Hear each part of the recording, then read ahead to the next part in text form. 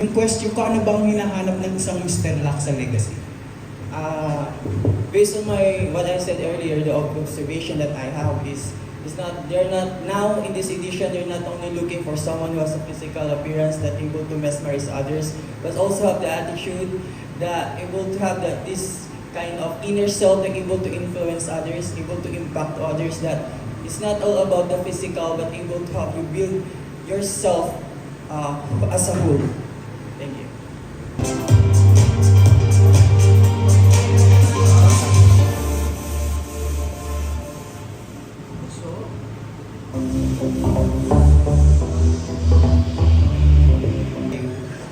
Can you give us 3 fan facts about you?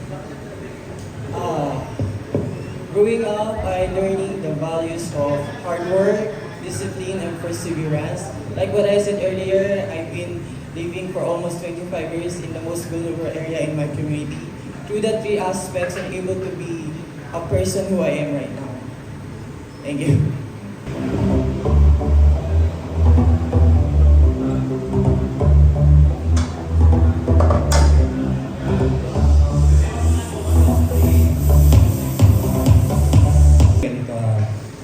Bilang ansam, tatagalogin ka na, di ba? Bilang ansam, di ba? Malayo mararating mo.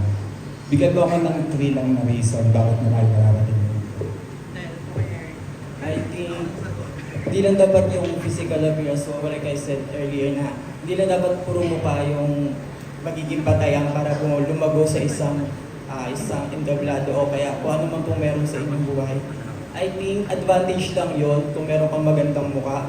Pero bilang isang tao, ang dapat natin pinagtutunan ng pansin is yung tiyaga, sipag at pagsusumikap ng isang tao. Regardless to what physical appearance he or she have, always think that you working not only for your dreams but also for all people besides you in your darkest or in your happiest time of your life.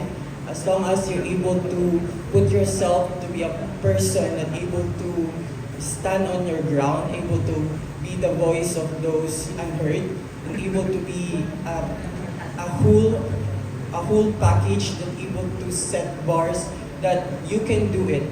You're able to show them that in this life, not always the physical appearance the basis, but it's the hard work that will able to meet you or able to put you on the top. Thank you. Alright, thank you so much.